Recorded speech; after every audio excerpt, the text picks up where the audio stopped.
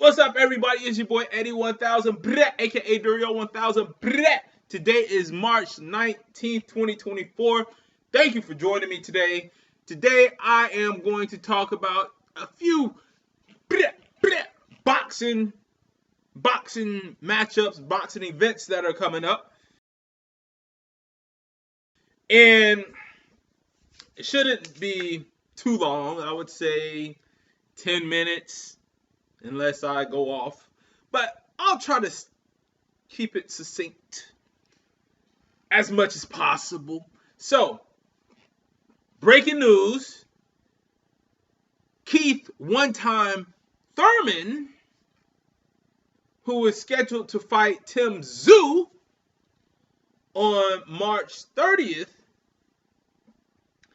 at the weight of 155 instead of the 154, which is the official weight class, has been altered, meaning Keith one-time Thurman pulled out due to his injured bicep. So we are going to get a replacement. Who's going to be replacing Keith one-time? Well, the guy that is going to be replacing him is a much different fighter than Keith one-time Thurman. So Tim Tszyu has been spending the last, I think, 2 months training, expecting to fight one-time Keith Thurman, is now going to be fighting someone who is 6'5" and a half feet tall. None other than Sebastian Fundora, the towering terror. Let me make sure this is towering, or is it Inferno? The towering Inferno. So this is going to be very interesting because I think Sebastian is the tallest 154-pounder. I haven't seen anybody that tall at 154 pounds. All right. And Sebastian Fundora has a record. He's only lost one fight, and that fight was to Mendoza. Brian Mendoza. Which Brian Mendoza already fought and lost to Tim Tszyu. Now, the fight between Sebastian Fundora and Brian Mendoza was a good fight. But Sebastian Fundora got knocked the fuck out in that fight. Now, I used to like Fundora. I used to like watching him fight. 6'5" and a half. He towers over all his opponents. And the one thing about Fundora is he likes to get on the inside and fight and bang. At 6'5" and a half, 6'6", that's unheard of. Because when you're that tall, it's more advantageous to box on the outside.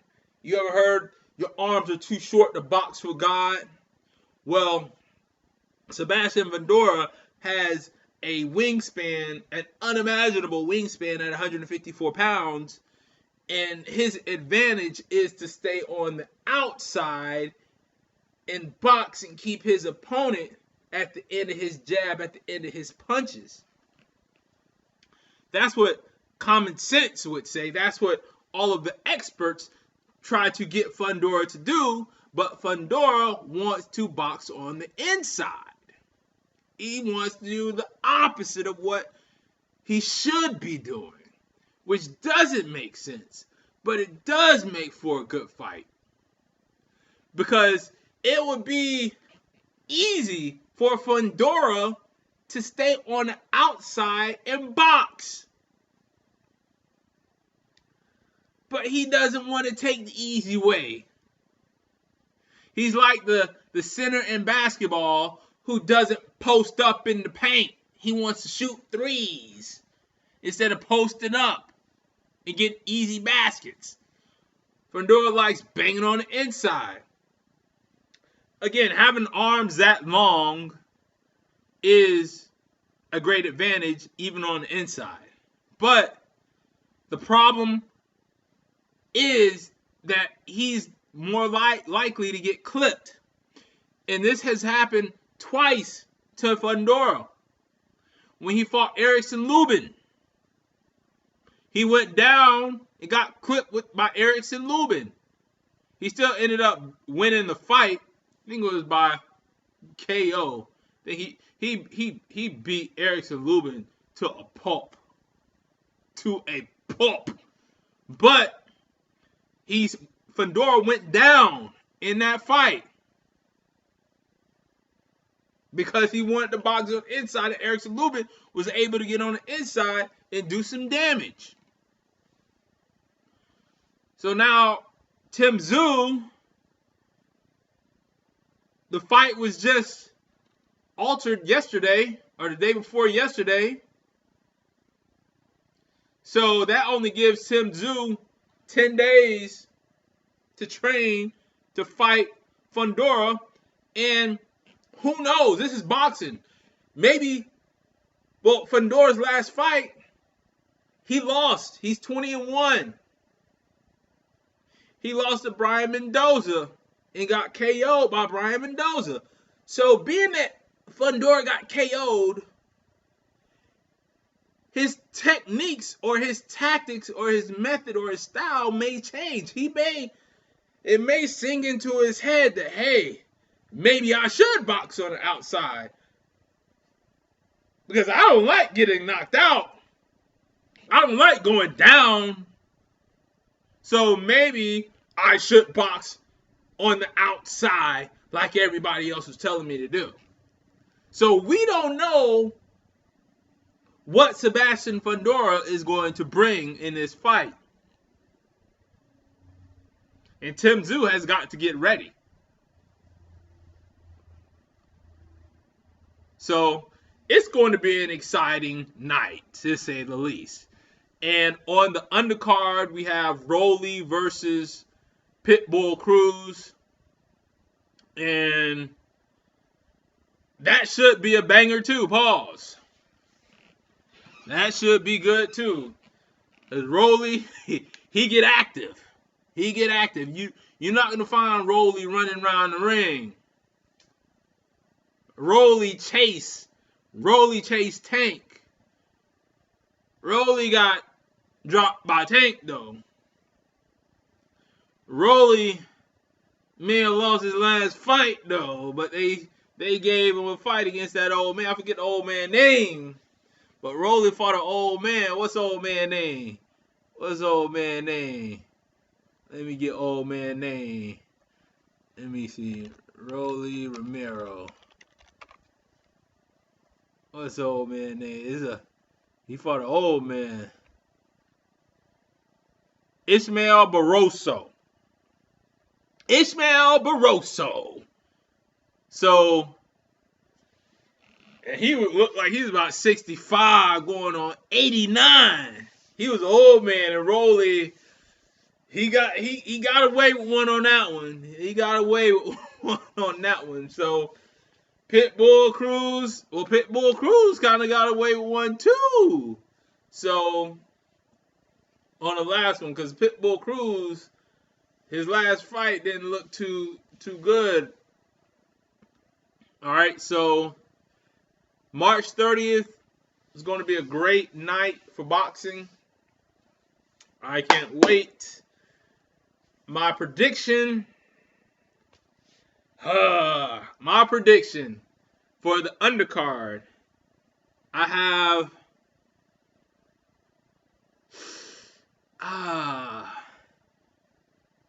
Pitbull versus Rolly.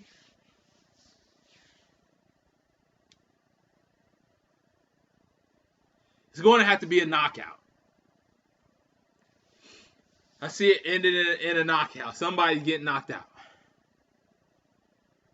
I say Pitbull Cruz beats Rolly by TKO or KO. All right. That's my prediction. Because Rolly, he changed trainers. I don't know who's training him now. I don't know why he changed trainers. And I don't know his mindset. Because Rolly's something else. And Pitbull Cruz, I think he can get active too. He can get active. So it's gonna be a good one, but I got Pitbull Cruz beating Rolly. All right. And for the main event, Sebastian Fundora versus Tim Tszyu. Whew.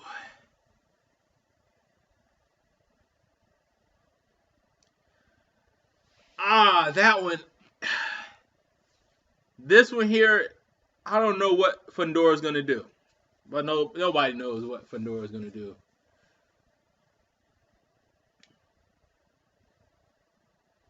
Tim Tszyu is a beast. But Tim Tszyu hadn't faced anybody that's 6'6".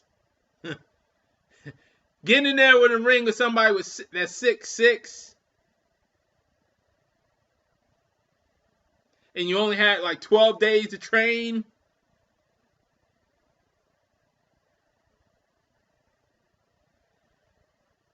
Fundora,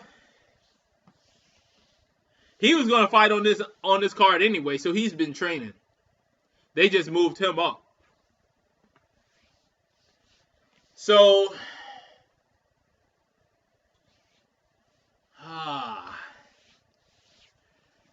I think that Tim Tszyu's on a roll. Tim Tszyu is out to prove something, so Fundora gonna have to knock him the fuck out. And I don't think Tim Tszyu has ever been hurt. I don't think he's ever been hurt. This is gonna be a good one here. Oh, Fundora's been training. Let me see who Fundora was training for. Who was he originally scheduled to fight?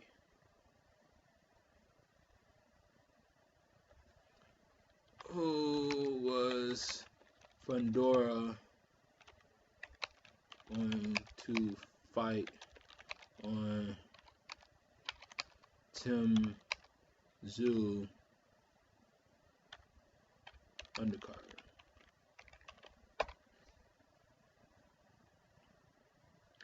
Serhii Bahuchuk. Let's see who he is.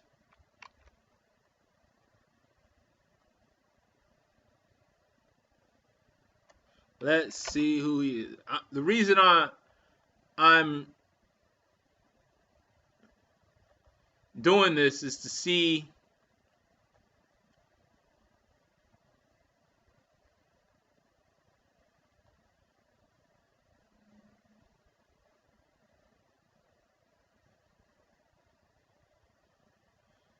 wow. So Sergey is going to be fighting Brian Mendoza, which is the guy who beat Sebastian Fundora. Wow, this card is getting more and more interesting. So, the guy who beat Sebastian Fundora but lost to Tim Tszyu is fighting on the undercard against Serhii Bahuchuk. Wow. This is good. This is good. And Serhii is an Orthodox fighter from Ukraine that stands at 6 foot even. And Tim Tszyu, he's Orthodox.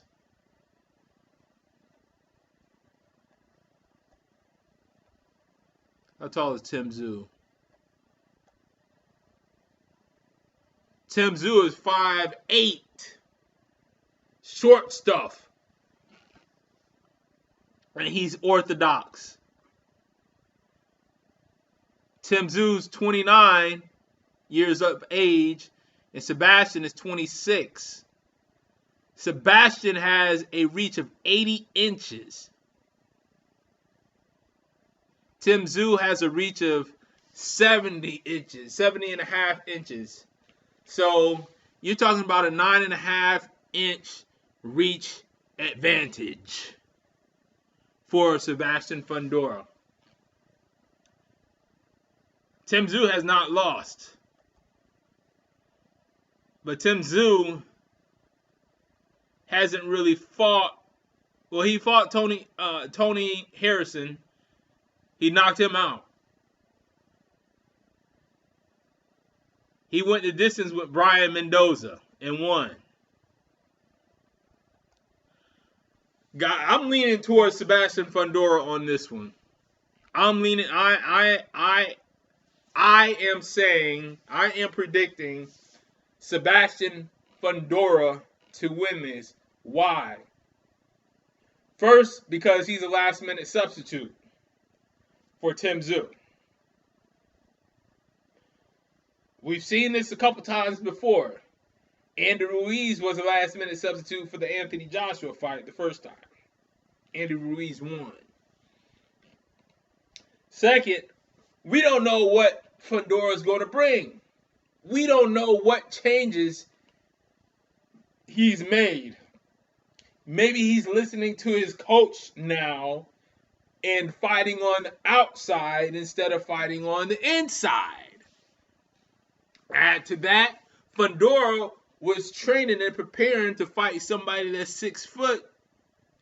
And now he's fighting somebody that's only 5'8" and a half.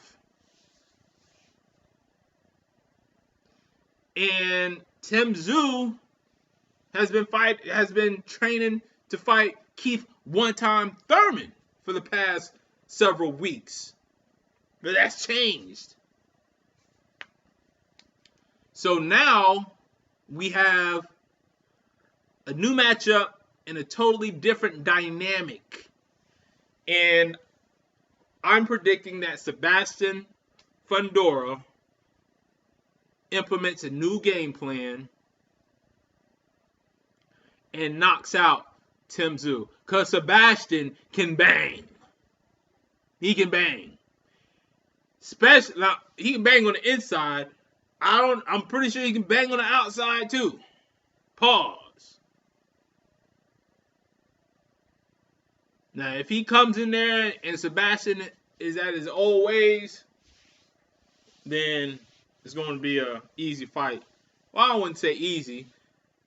I think Tim Tszyu is going to win if Sebastian does that. Like I said, my prediction is Sebastian Fundora is going to win the fight by KO. All right.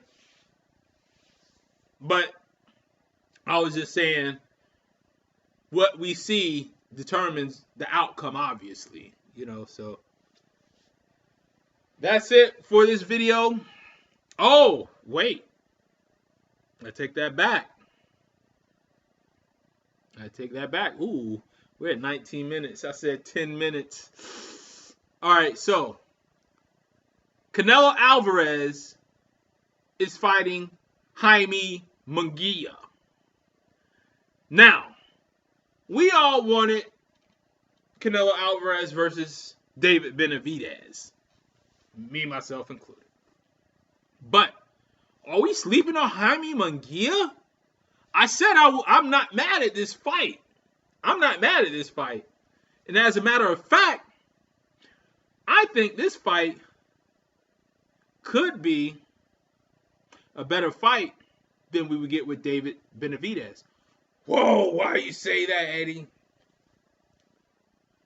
How many fights does David Benavidez have? How many fights does David Benavidez have?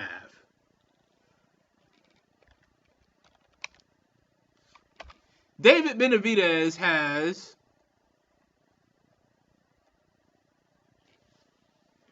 28 fights. Jaime Munguia has 43 fights.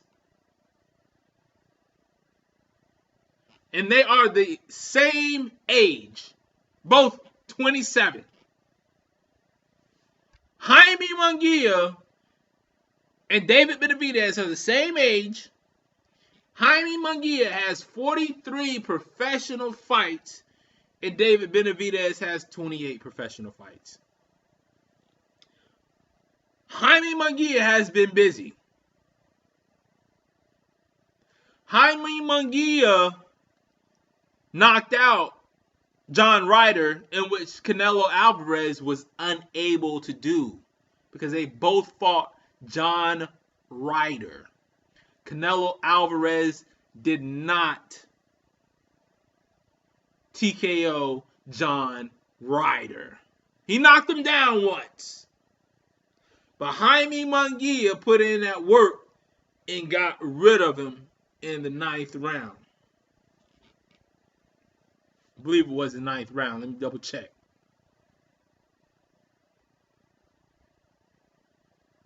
Let me double check.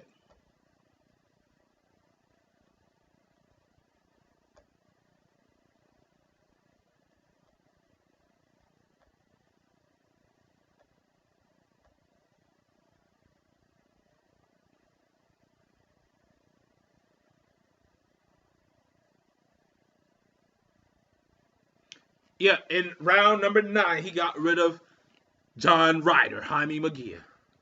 So that's why I said it's not the fight. Jaime Munguia is not a bad fight. I'm excited for this fight. This is the second best fight that could have been made at this weight class instead of David Benavidez. And you could argue that this fight is better on paper, better than David Benavidez. 27 years old. 43 fights. 43-0. David Benavidez is 28-0.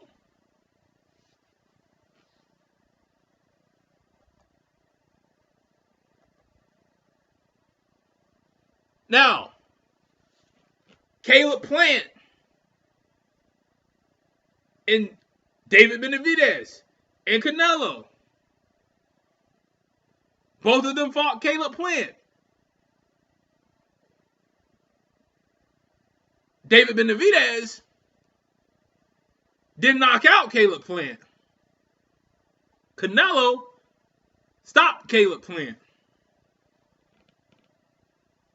So it's possible that Jaime Munguia is more skillful on paper, at least when they have common opponents.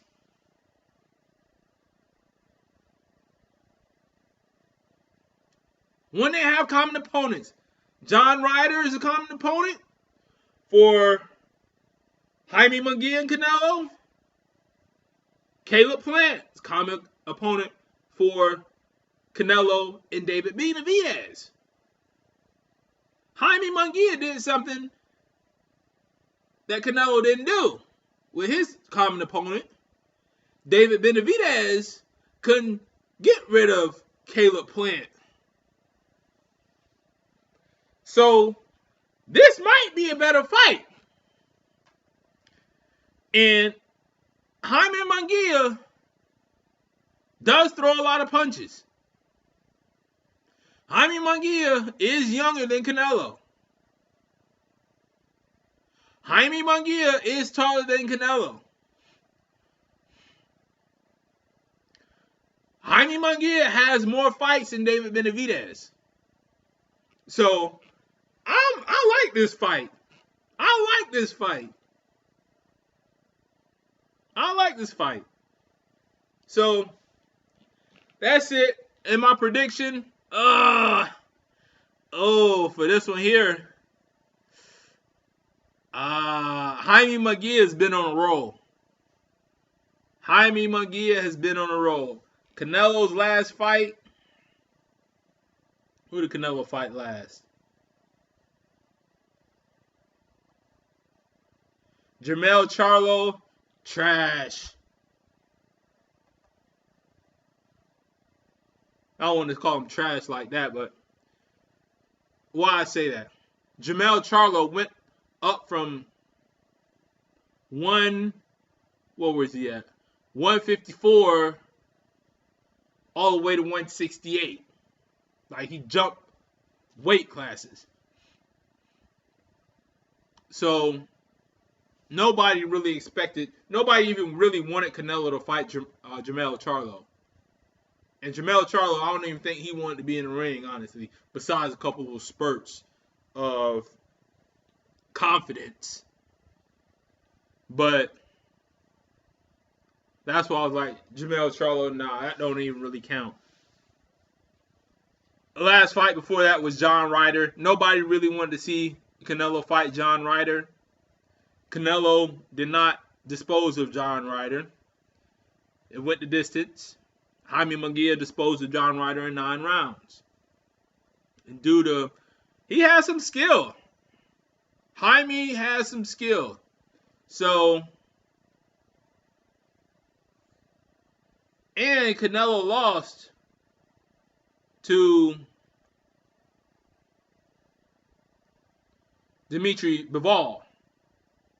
And Dimitri Bivol, how tall is Dimitri Bivol? He's 6 foot. He's 6 foot. And one thing about Dimitri Bivol, he had a jab in and out, in and out, in and out, in and out. And he just kept pumping that jab in Canelo's face. In and out, in and out. Bram, bram, bram, bram. In and out, in and out. High volume puncher. And Jaime Munguia is a high volume puncher who stands at 6 feet. So Jaime Munguia is a good fight. Again, I definitely would have preferred David Benavidez, but on paper, this Jaime Munguia fight is a good fight. And I'm glad that Canelo took it. Now, I'm a Canelo fan. I'm a fan of boxing. So, you can't make somebody do what they don't want to do. All right? Canelo didn't want to fight David Benavidez. He fighting Jaime Munguia. All right. So, I'm glad that we're getting this fight. I thank you for watching. I've got Jaime Munguia winning against Canelo. Yes, that's right. Jaime Munguia is going to beat Canelo and retire Canelo. Thank you for watching. I'm out.